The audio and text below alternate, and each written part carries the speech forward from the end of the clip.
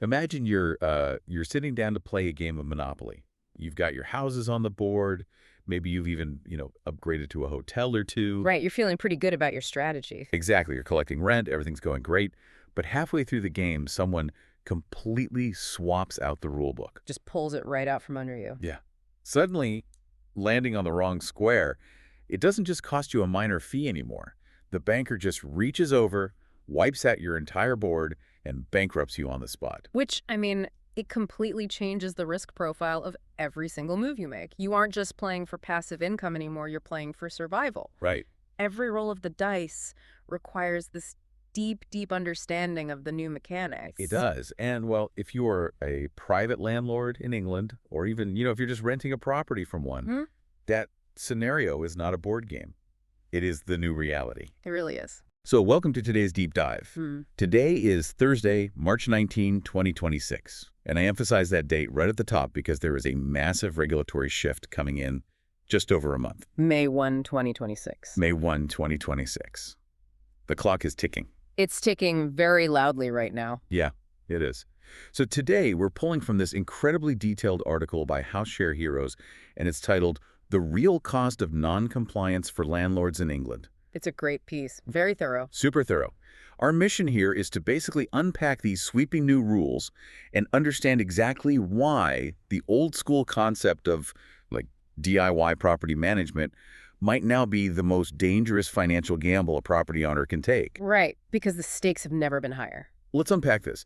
To understand the danger, we first have to look at that ticking clock and the massive jump in the literal price tags for making a mistake. Yeah, so if we look at the structural shift, it really stems from the government's statutory guidance that was published a few months back. That was in November, right? November 13th, 2025, exactly.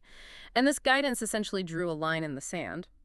To understand how drastic the change is, we kind of have to look at the landscape pre-May 1, 2026. Okay, so the current rules. Right. Currently, local councils are operating under an older framework. It's based primarily on the Housing Act 2004 and the Housing and Planning Act 2016. Under those rules, the maximum civil penalty for a relevant offense is £30,000. Which, I mean, to be fair, 30 grand is still a very substantial amount of money. Oh, it absolutely is. But the new guidance introduces a much sharper, much more punitive system. And crucially, it changes how councils can penalize landlords. Okay, how so? Well, post-May 1, 2026, the framework makes a very strict distinction between two categories of wrongdoing. First, you have what they call breaches. A breach can incur a civil penalty of up to £7,000. Okay, 7,000 for a breach. What's the mechanism there? Like, why create this specific category? So the source explains that this gives local councils a fast-track way to enforce the rules. Instead of dragging every minor infraction through a massively backlogged court system, the council can simply issue a financial penalty directly. Oh, wow. So they just bypass the courts for the smaller stuff. Exactly. It makes enforcement much faster and just much more likely to happen. But then you step up to the second category, which is offenses. And this is the heavier stuff. Right. For an offense, councils face a choice. They can either choose to prosecute you criminally in the courts, or they can bypass the courts entirely and hit you with a civil penalty of up to £40,000. 40,000. So they're raising the ceiling by 10 grand. And wait, what happened to those older 30,000 pound maximum penalties we just mentioned under the previous housing acts? On May 1st, those older limits are updated as well. They also jump to the new £40,000 maximum. So the ceiling is just being raised universally across the board. Across the board, yeah. But the article points out that these are just maximums. What really caught my eye is the way the new guidance structures the minimums, or what they call the starting points. Yes, this is a huge change. At the extreme end of this new guidance, we are seeing incredibly high starting points. Meaning they don't start at zero? Exactly. The council doesn't start at zero and work their way up based on, how bad the violation was. They start at a massive baseline figure. Give me an example. For example, unlawful eviction and harassment under the Protection from Eviction Act 1977. That now carries a £35,000 starting point. Wow. Yeah. And if you breach a banning order, which is when a landlord has been legally prohibited from letting property, that is also a £35,000 starting point. Jeez. It's like driving, It's not just that they're raising the cost of a speeding ticket by a few quid. They've created a whole new category of infractions where you can essentially lose your car entirely. That's a great way to put it. The financial stakes are just wildly different. But let me ask you a practical question. Since today is March 2026, if a landlord commits an offense today, which rule book applies? Are they caught in this new 40,000 pound net, or does the transition happen later? That's a really crucial distinction made in the Houseshare Heroes piece. There is a hard transition line. Offenses committed before May 1st, 2026, they remain subject to the older framework and guidance. Okay, so those actions are legally capped at that previous 30,000 pound maximum. Right. The new 40,000 maximums, the heavy starting points, and the new breach versus offense structures, those strictly apply to actions occurring on or after May 1st. So if you're a landlord listening to this, you literally have about 6 weeks to get your property portfolio in perfect order. Basically, yeah. Because it's really easy to look at a 40,000 maximum fine or a 35 grand starting point for unlawful eviction and think, well, I'm a decent person. I'd never do something that bad. I don't harass my tenants. That doesn't apply to me. And that assumption is the trap. That is exactly the false sense of security this new framework completely dismantles. Right, because when you read the source material, you realize that massive, heavy-hitting fines are now attached to everyday, seemingly minor administrative errors under the new renters' rights system. It's a total compliance minefield now. It really is. Yeah. It's not just about punishing the quote-unquote slumlords anymore. It's about penalizing standard letting practices that were completely normal just a couple of years ago. Let's delve into exactly how the new rules target those standard practices. The Houseshare Heroes article groups these penalties, and examining the specific numbers really reveals the government's underlying intent here. Yeah, let's go through the menu of fines. Where do we start? Let's start with the administrative and process fines. So the paperwork side of the business. According to the new framework, if you attempt to let a property for a fixed term, the starting point for that fine is £4,000. Wait, I have to pause there because we need to explain why that is so radical. Yeah. Offering a tenant a fixed-term lease, like a standard 12-month contract, that used to be the absolute bedrock of renting property in England. It was the industry standard, yeah. Right. It gave the landlord guaranteed income and the tenant guaranteed housing for a year. Why is it now a £4,000 fine just for offering it? The mechanism here is a complete shift in renters' rights. The new legislation is designed to give tenants ultimate flexibility by moving to periodic rolling tenancies. Okay. The government wants tenants to be able to leave when they need to without being locked into a rigid 12-month contract. So the fine exists to prevent landlords from even trying to enforce the old rigid system. Wow. Okay, what else is in the administrative bucket? Well, failing to issue a written statement of terms within 28 days of the tenancy starting, that's another £4,000 fine. $4,000 for being late with a document. Yep. Failing to provide prior notice where required carries a £3,000 fine.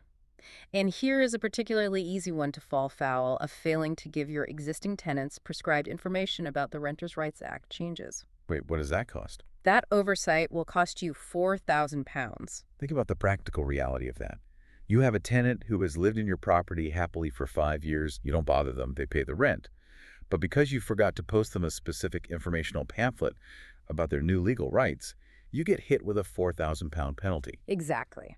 The focus has completely shifted from simply providing a safe house to executing a flawless legal workflow. Precisely. And the penalties for eviction and notice violations, they are even steeper. This is where we see the elimination of informal practices. The casual landlording stuff. Right. For example, if you try to end a tenancy orally, just having a conversation with your tenant, or if you try to end it by a simple notice to quit letter, the starting fine is £6,000. Charging £6,000 for an oral agreement. This really highlights a fascinating point the source makes about the changing nature of the industry. It effectively regulates the casual mom-and-pop landlord out of existence. It really does. Because if a landlord says, hey, I think it's time to wrap this up, and the tenant agrees with a handshake, that's now a heavily penalized offense. Why? Because from the council's perspective, a handshake leaves no paper trail. Right. They don't want to play detective to figure out if a tenant was illegally pressured to leave. They demand a black and white legally binding procedure. That's the exact mechanism. They are removing the he said, she said defense entirely. Everything must be formal.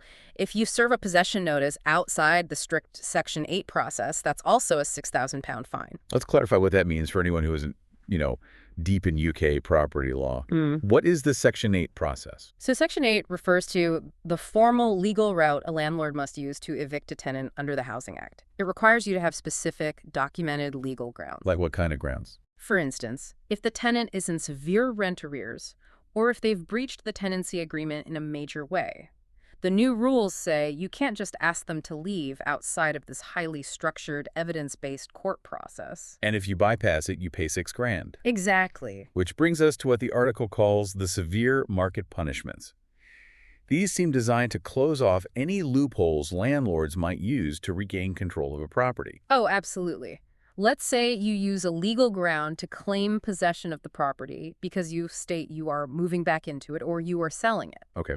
If you then turn around and re-let or remarket that property inside the mandatory 12-month no-let period, the starting fine is an incredible £25,000.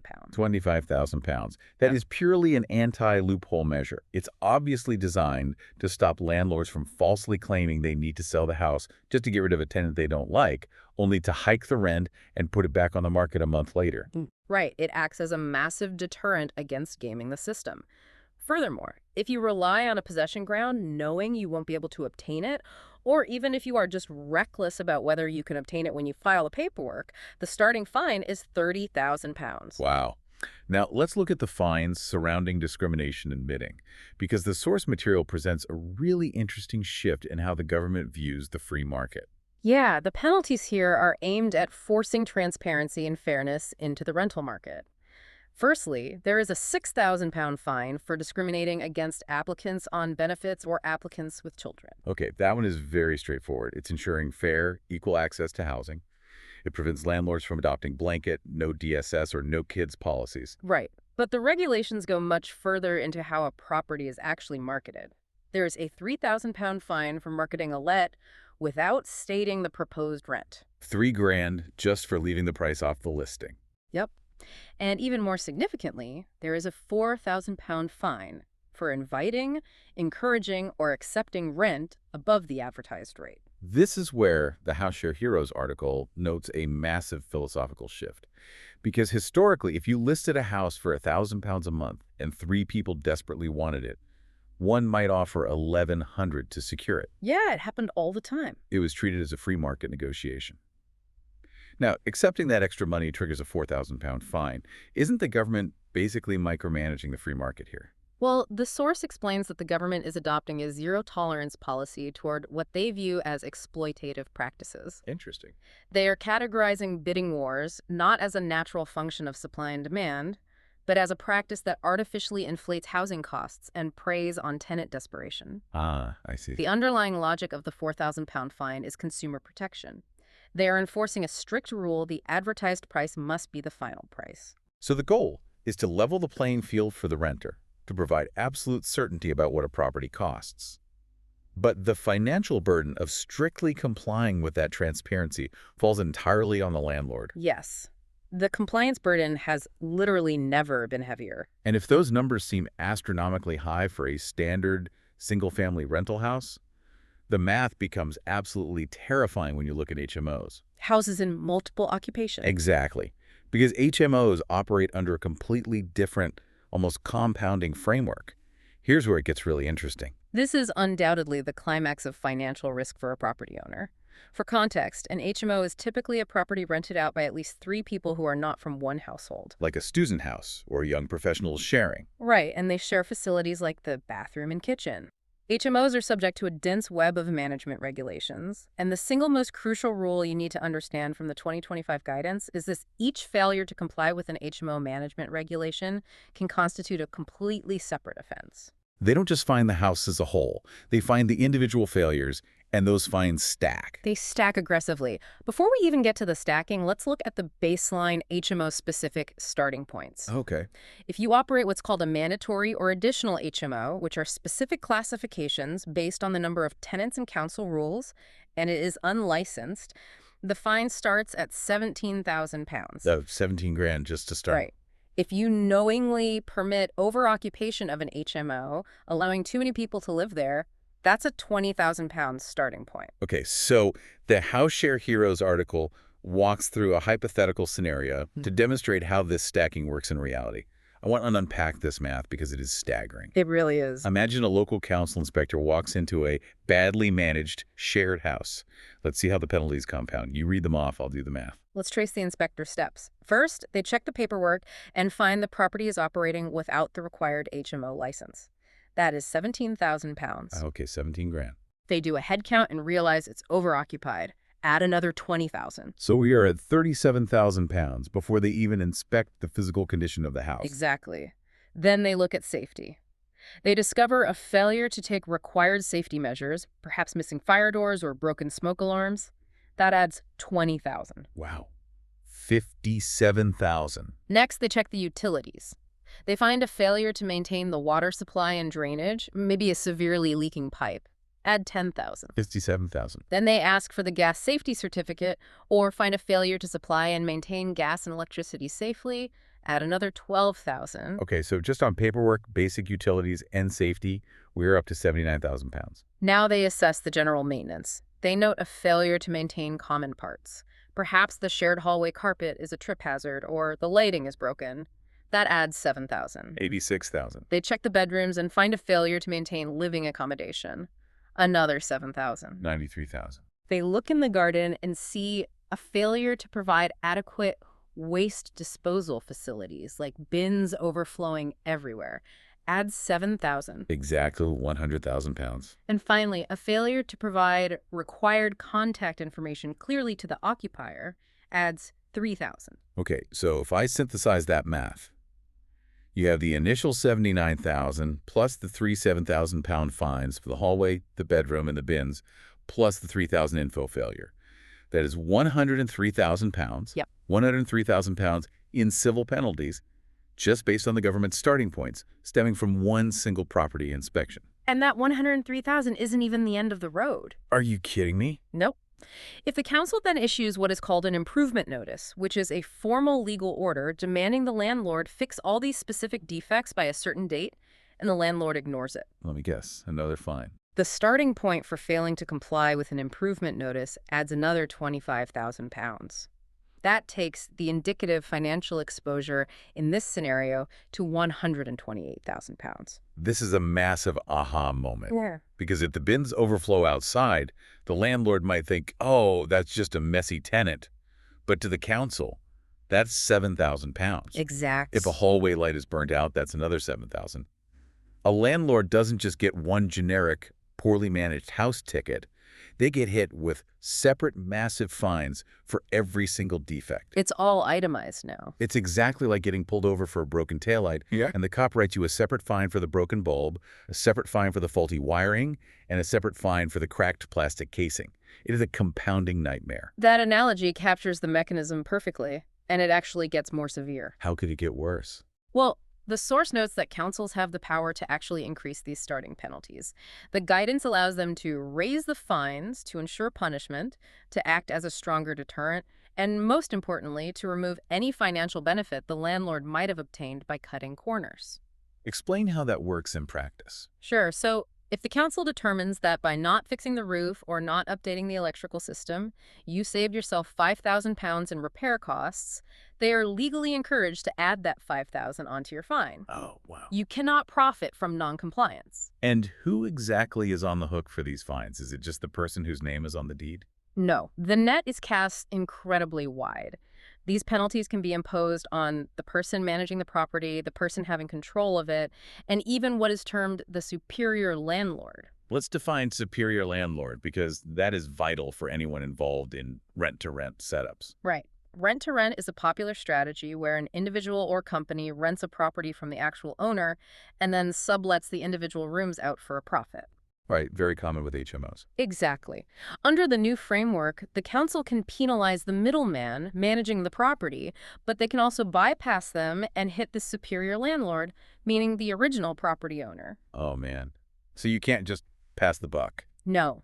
You cannot just lease your property to a management company, close your eyes, point the finger at your subletter when things go wrong, and walk away. You are ultimately responsible. Just to round out the terrifying numbers in the article, overcrowding notices carry a 20,000 pound penalty. And there's also something called unlicensed selective properties, which carry a £12,000 penalty. What is a selective property? Selective licensing is where a local council decides that even standard single-family homes in a specific designated neighborhood need a license to be rented out. Okay, why do they do that? It's usually introduced to tackle antisocial behavior or poor housing conditions in that specific area. So operating without that area-specific license starts at £12,000. So, facing a potential six-figure risk from what could honestly be a bad couple of months of maintenance or a misunderstanding of a new local council boundary. How does a property owner actually survive this new landscape without losing their shirt? This is where the source article completely reframes the concept of the managing agent. Historically, a lot of property owners viewed managing agents simply as rent collectors. Right, you pay them a monthly percentage, they find a tenant, they hold the keys, and they take the phone calls when the boiler breaks. Exactly. They were viewed as an administrative convenience so the landlord didn't have to deal with late-night phone calls. But that's changing. Completely. Under this new post-May 1st, 2026 framework, the article argues a managing agent is no longer just a rent collector. They are a legal shield. I like that. A legal shield. They are a risk control partner. A competent professional agent is there to handle that entire terrifying web of compliance we just walked through. Because they actually understand the mechanisms. They do this all day. Exactly. They ensure the correct licensing is applied for based on ever-changing local council boundaries. They monitor HMO space and amenity standards. They implement the safety measures. Right. They track the expiry dates for gas and electric paperwork. Yes. They ensure that if legal possession action is needed, the Section 8 process is followed to the absolute letter. And crucially, a good agent acts proactively. They fix issues like overflowing bins or broken hallway lights before a council inspector shows up and turns them into £7,000 enforcement matters. I love this framing. It is so much like hiring a high-end corporate tax accountant. That's a great comparison. You don't hire an expensive accountant just to do the basic math for you. A spreadsheet can do the math. You hire them to understand the labyrinth of tax law, to keep you strictly compliant, and to prevent you from getting audited and destroyed by the government. In this case, your local council is the authority you're trying to appease. That is exactly the commercial reality the source presents. Landlords often complain about paying a few £1,000s a year in management fees. It feels like an irritating overhead cutting into their annual yield. Sure. But when you compare a £2,000 or £3,000 annual management fee to a £128,000 exposure risk from a single mismanaged HMO, it suddenly looks like the bargain of the century. Yeah, it's basically an insurance policy against catastrophic regulatory failure. Exactly. So what does this all mean when we step back and look at the whole board? The government's message, as distilled by the Houseshare Heroes article, couldn't be clearer. They are moving toward stronger enforcement, clearer sanctions, and massively bigger penalties. The days of leniency are over. Completely over. You either play by the incredibly strict, highly formalized new rules, or you pay someone who knows how to navigate them for you. Ignorance of the law is not an excuse. Under this new framework, it is just a fast track to bankruptcy. This connects so deeply to you, the listener, regardless of which side of the tenancy agreement you sit on. If you are a renter, understanding these mechanics is vital. Your rights, your safety, and your protections are becoming fiercely guarded by the state. Backed by massive financial threats against landlords who try to cut corners or bend the rules. Exactly. But if you're looking to invest, or if you already own a rental property, you have to wake up to the new reality. The era of passive DIY property income, where you just collect a check and fix a leaky sink on the weekends, is officially over. It really is. Providing housing is now a highly regulated, high-stakes, legally complex business. Which raises an important analytical question drawn from the implications of this source material, and it's something I want you to really ponder as we wrap up. Okay, what is it? If the financial risk of making an administrative mistake is now so incredibly high that only seasoned professionals or expert management companies can safely navigate it, are we witnessing the forced extinction of the mom-and-pop landlord? And if the rental housing market inevitably becomes exclusively owned and managed by massive corporate entities who are the only ones who can afford the compliance overhead, what does that ultimately do to the soul, the affordability, and the character of our neighborhoods? That is a profound, heavy thought to leave on. The monopoly board is essentially being cleared, and only the players with the biggest compliance budgets might be left to buy up the properties. Thanks for taking this deep dive with us today. Stay curious, keep learning, and we'll see you next time.